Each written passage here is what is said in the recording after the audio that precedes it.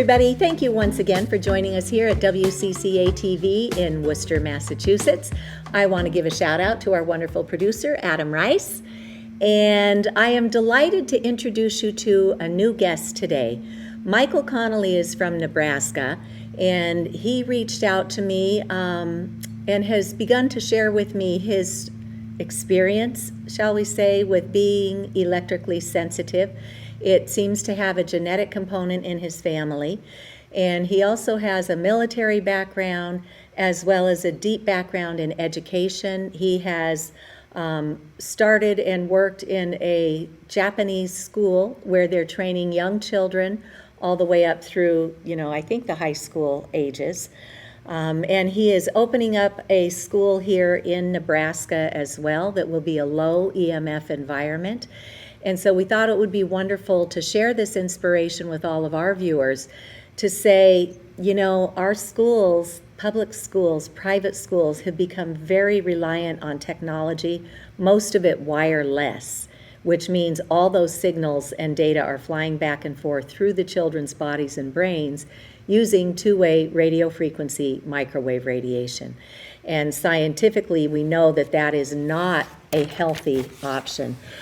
We like to talk a little bit about the science in each of our episodes now, and a new paper has just come out from Dr. Leonard Hardell and Mona Nilsson over in Sweden. It's published in Fortune Journal of Health Sciences, and it's called High Radio Frequency Radiation in the Surroundings of 10 Schools in Örebro, Sweden. So in this paper, Dr. Hardell and Ms. Nilsson went out and started measuring the radio frequency radiation at schools. And we're actually doing that here in America too. I have kicked off a pilot program with champions in 10 towns in North America, and we are starting to take those measurements around our schools too. What Dr. Hardell and his colleague found is that in the scientific literature, they recommend that we be somewhere, no more than 100 to 1,000 microwatts per square meter outdoors. And what they were getting at these different high schools and elementary schools were readings from 68,000 down to 10,000. And in our pilot program, one of our champions this week measured at a school outside of Chicago where they had put a massive cell tower right on top of this school that educates children with special needs. He was getting readings over 1 million, and we want to be no more than 100 or 1,000. So there's a lot to talk about here, but we are so inspired by Michael Connely and everything that he has accomplished to bring in his very eclectic background and create a school where parents can choose to send them to board or to be day students. So Michael, welcome. Thank you for joining us. Let's start at the beginning. How did you even know to question man-made radio frequency radiation? Well, there are some individuals, I am one of them, that genetically are more sensitive to radiation. Now, basically, we are like canaries in the coal mine. For those of you who are not familiar with that, long ago in coal mines, they would put a canary in a cage because a canary is hypersensitive to low levels of oxygen. They would watch the canary. If the canary would drop off the perch, they knew that there was a problem with the oxygen levels, and then everyone would quickly leave. Otherwise, the men would be down there and suddenly they would be dropping off and dying without realizing. There are some of us here that are like the canaries in the coal mine. We are hypersensitive to man-made radiation. And I am one of them. It runs genetically in my family. There are several individuals who are. On the 20s, now one of the genes that we've identified is on the 22nd chromosome. There's a gene, its position RS4680. The normal genotype is a GG. There is a brain mutation that's an AA that makes these individuals extremely sensitive to everything. Instead of their frontal cortex running on valine, it runs on methionine. These people can feel things. They're much more sensitive. I've had students that say, when I touch my iPad, is it supposed to burn my finger like that? Or I get headaches whenever I'm working around this computer. And maybe it's because I'm just thinking and studying so hard. Well, it's because they have at least one of the genes that makes them the canary in the coal mine. Oh my goodness. And you shared with me too that during your military service, they gave you a nickname that had Murphy in it, like Murphy's Law, because of the energetic structure of your body. It was impacting the energies and the components that you were working on as part of your service. Tell us a little bit about that.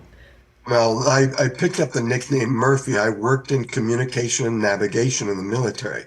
And I'm kind of a bookworm nerd type of individual, so I flew through the school and they thought I was the most promising guy, but they soon learned that if I worked on someone's helicopter that day, it would not fly.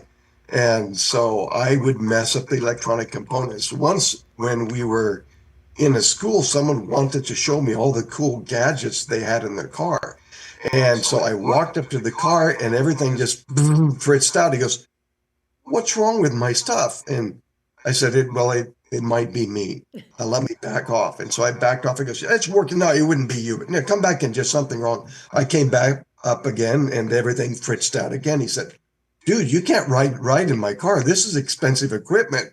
And I don't know how, but you're messing with it." Yeah. Well, there's some individuals like that. I have a sister that if you try to call her on a phone and cell phone, even though it hurts her, she uses the cell phone, but if she's frustrated at something, it just heavy static and just wipes out the signal. Yeah, well, it's funny. When I was a little kid, I'm the youngest of 10 children, and so I often got made to do the jobs that nobody else wanted to do.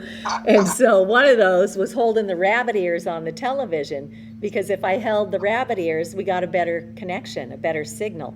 So the electrical from my body was influencing the electronics of the television, and in a very small way, I think that's similar to what goes on with the energy that you put off from your own natural wiring. So, Michael, it was interesting when you were saying that some of the children were feeling the radiation coming off of the devices. There's a boy in my town of Ashland, Massachusetts, when the kids were issued the tablets during the pandemic, he said to Mom and Dad, do you guys feel the electricity coming off of this? So he was electrically sensitive as well. And when you talk about the headaches and stuff, in Dr. Hardell's paper here, from additional studies that they've done, he says that their case studies that also included children aged 4 to 8 years showed clear negative health effects also among the children. Most prevalent were negative impact on sleep, fatigue, and headache. So we know this is happening, and we know that we need to get down to ideally no microwave man-made radiation in our settings, and especially where the children are. So tell us how you became involved in educating children and the type of model that you started in Japan that you're now bringing to the United States. Well, originally I was hired by the Japanese Ministry of Education in 1988. And I worked over there on a pilot program to educate the Japanese English language education. It was actually something that was pushed by President Ronald Reagan. He told the Japanese, "You better learn how to speak English and buy some of our things, or we're going to slap some nasty tariffs on you." And so they started the program. So that's where the program started in the first place. And I came over, and it was my guidebook that I made up because they had nothing. It was a guide that I made up that the Japanese Ministry of Education adopted and used for all of Japan. Of course, it's changed considerably since then. But while I was there, I just continued working on. I was the only one who spoke English in the area. So originally I started as an English school, and then I thought, well, I've got a willing pool of students. Let's see what I can do with them. And so we do intensive English from 1 to 4 there in Japan. And Ages then 1 to 4. ages 1 to 4. Okay. And then at 4 years old, now it varies. Some students are faster, some are a little slower. And then we do academics. So when the children are 6 years old, they all sit for a 5-hour written examination in English. Can you imagine an American kid sitting for a 5-hour written examination in Japanese? But so anyway, what we do though is something that is unique about our education is we don't just teach something, then give them a test weeks or a month later, and then give them a grade A, B, C, or D. We have a set base of curriculum, all base information, the science and mathematics, history, everything. When the students complete it, they advance up. And when I say complete, I mean they pass the examination with 100%. Right. When they pass it with 100%, then they advance up. I'll just give you a fast example on that. I had 2 students that they were both competing for level 5. And the boy, he edges out the girl by a couple of weeks.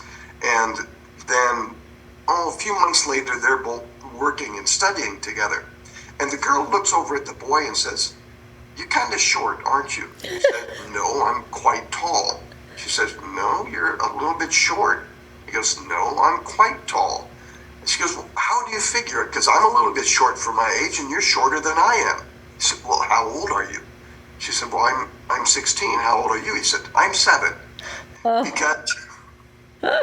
Because he was one of those type of kids that they would ask people, "Why are you studying your book?" They said, "We're studying for the exam." He goes, "Why? The teacher already told you once." I'm one of those types. But we had another individual, another boy, he could not pass any test for 3 years. And then we kept him with the little tiny kids until he could finally pass it. Finally, one day he goes, "Wakata," which means "I get it" in Japanese. And from that moment, he flew through the materials and passing everything with 100%. And when he reached graduation age, he was number 2 in the class. Wow. Yeah. But imagine if we would have pushed him through with everyone else like they tried to do in America. We must keep them with the same age. Why? The 7 and 16-year-old worked together perfectly fine in studying. They didn't even know. And we all learn at our own pace, right? And so how beautiful to let the development happen naturally and then be excited about learning, right? And then another thing, though, is because I am hypersensitive, I wanted to make sure my students did not get exposed to a lot of radiation. Mm-hmm. Now, we do have computer studies. In our computer studies, we actually learn how to use the computer. I was a testing administrator for the ASVAB examinations, and I would go to high schools. Mm-hmm. And I would tell the students, all right, pull out your laptops. Let me throw in a little caveat there. I wear a vest made of antimony. It's similar to lead, but non-toxic. I must wear it or the cell phone towers are actually physically painful to me when I go by. I wear a leather hat. I wear an antimony vest. So I wear my vest when I'm working around computer systems that are not my own. Mine is shielded screen, cable connection only. Right. And so I'm fine. So when I would tell the students, go to your settings and disable the pop-up blockers, none of the seniors could do that. Very few of them could even find the settings. So the children are trained to use computers as kind of not so much as a tool, but more like being reliant upon the computers, but not actually knowing how they function properly, not knowing how to work with them. We teach our students how to do that. And the students have an option. If they want to have a paper and pencil version of computer studies, they may. They do not have to be exposed to any of the radiation. Oh, excellent.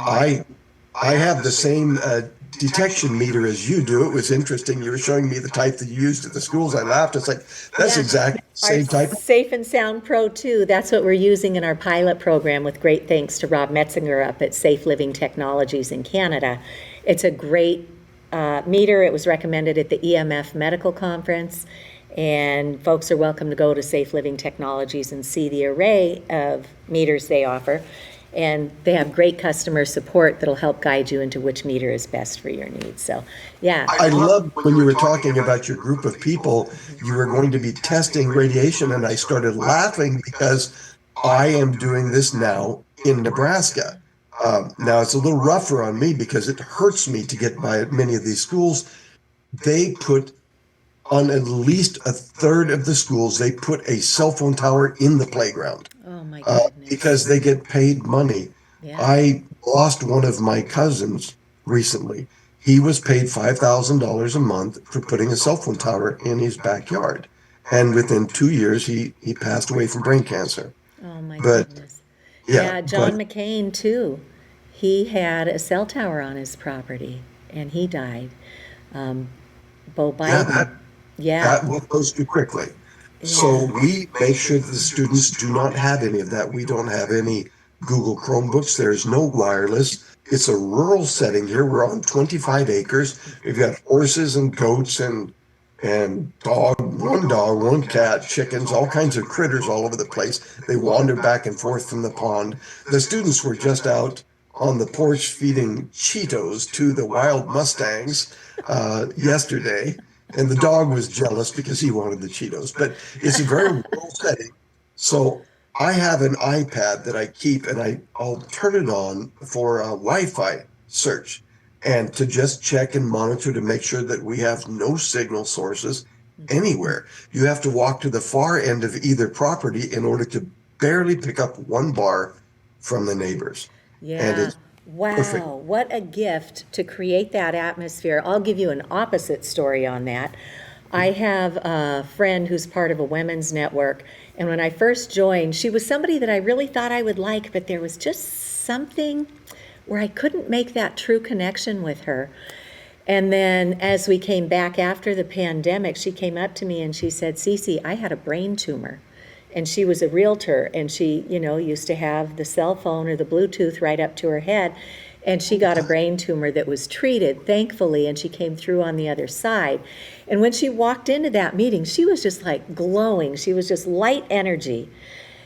And she had learned about the wireless. And during our meetings, she kept having to leave because she had a 15-year-old son with severe anxiety to the point where he could not be separated from his mother for just the 2 hours that she tried to give herself a break and come out and be with other women and, just recharge her own batteries. She always had to leave our meetings early. And I was a presenter. I had given everybody information on wireless risks and what to do.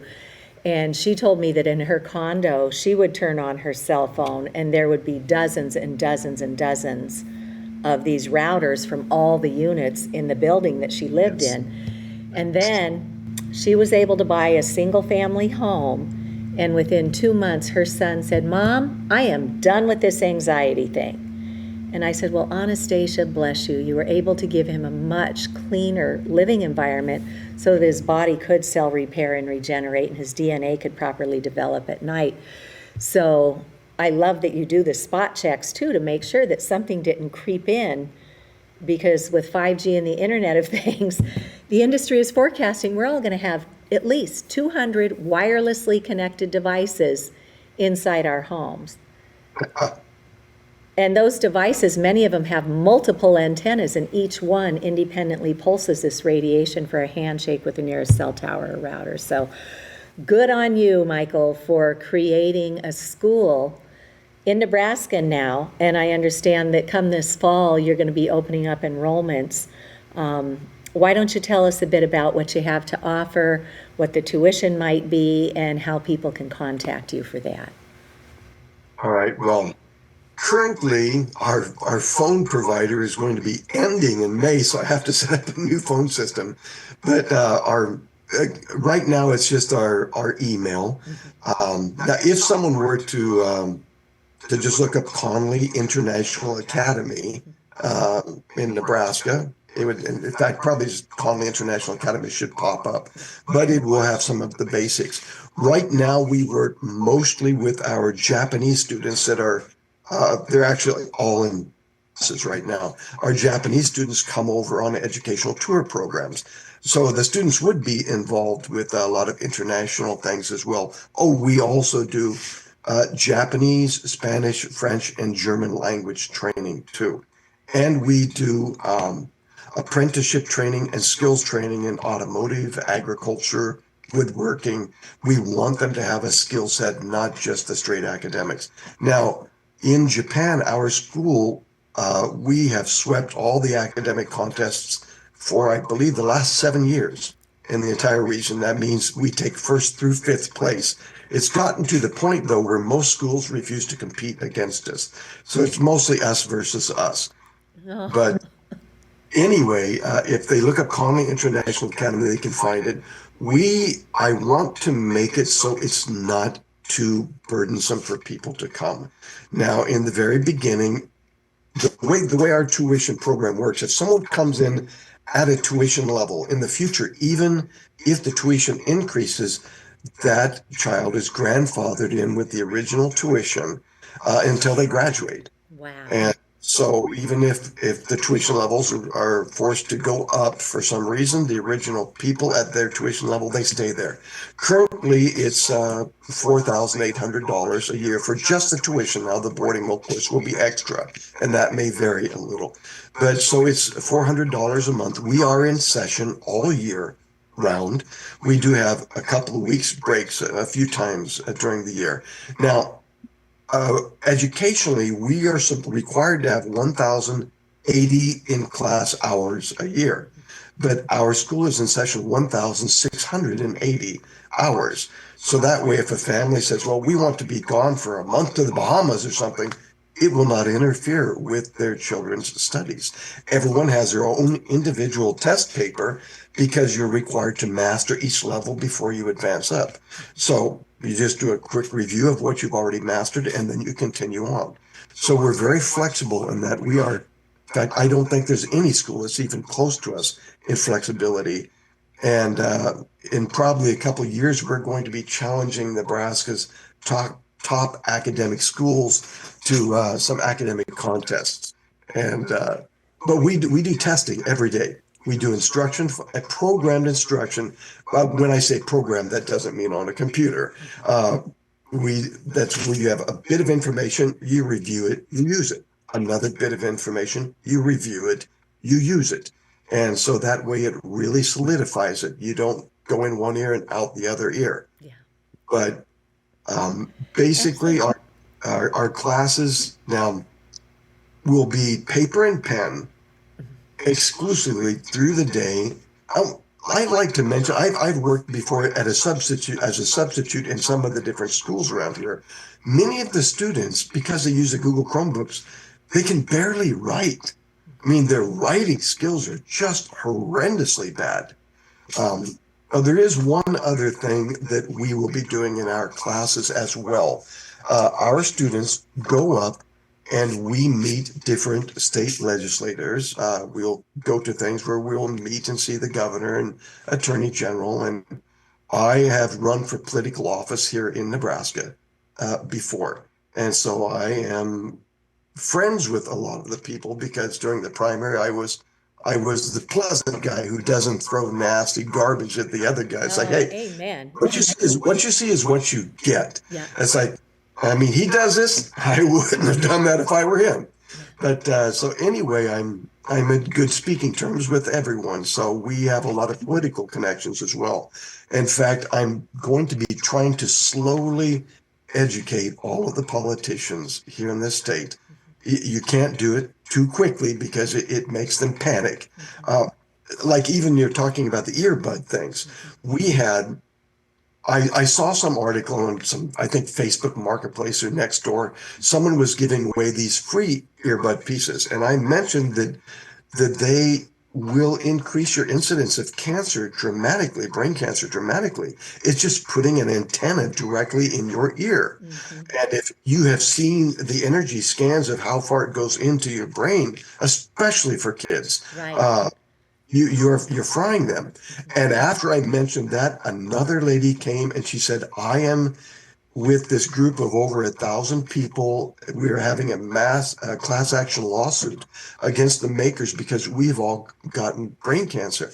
It doesn't show up on the news. You cannot see No. this. No. The tech screens all this stuff out. Right, which is why we love our cable station. The episode I just concluded right before this one was with the station manager here. And really, these cable shows are like the last bastion of independent reporting in our communities.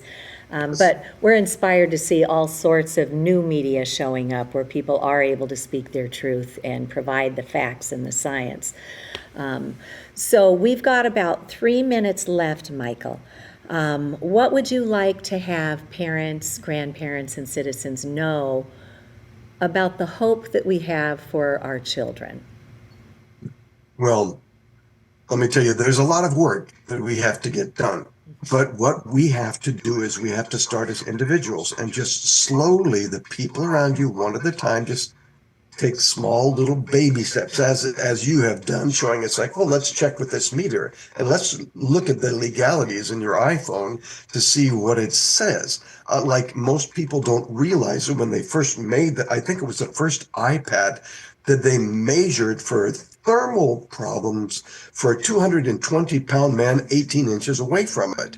And people are putting these things up against their head, and they're not 220 pounds. But what I would like to say is, individually with your family, start training people just a little bit. Show them these things. If you've got a cell phone you're using, go to your settings. If you don't need it at the time, put it on airplane mode. Put Wi-Fi off, Bluetooth off. Don't use the earbuds. There are other things in your household that can cause problems. You've got smart meters on utilities. Microwave ovens are also quite a kicker. You should see my radiation detector scream if you've got it anywhere close to that thing. Yeah. So we don't have that here. We don't have TVs here either in the class. But there are several things that it's important that you do these things at home. Several things you can do, but start at home. Right. Don't give your children electronics, give them a book. And if they do have electronics, put them on airplane mode. Give them wired headsets and not the wireless headsets. And work at protecting your family first and slowly try to start educating the other people around. Some of us, probably many of you watching, are like the canaries in the coal mine. You are the sensitive ones. We are saving everyone if we can educate them. And so let's be good canaries for the rest of the population who are frying themselves. Cancer was number 10 years ago for the cause of death. And now they must separate cancer into different groups because they just completely fill up the top 10. Well, not completely, but pretty much. They're pretty high up at the top, yeah. And another thing that you shared with me at your school is you try to feed the children and the staff as organically as you can, and that's another really critically important component because our immune system only has so much energy, and if we keep adding on these environmental toxins, it's really hard to stay ahead of it. So, Michael, we're very grateful that you spent some time with us today. I hope people will go check out Connely International Academy, and we'll put on the email address on our show notes at the end of this episode. So good luck with your school. What ages will you be accepting in the fall? Well, we won't be taking them as young as 1 like we do in Japan. Okay. But we can take from 5 years old up. Okay, good. All right. Well, listen, thank you. Good luck with everything that you're doing. We're so inspired and so grateful, and maybe others will begin to do the same. We don't have to be putting our kids in these systems where there are very serious exposures happening. All right, everybody. Have a tech-safe day, and we'll see you next time here at WCCA TV. Bye-bye.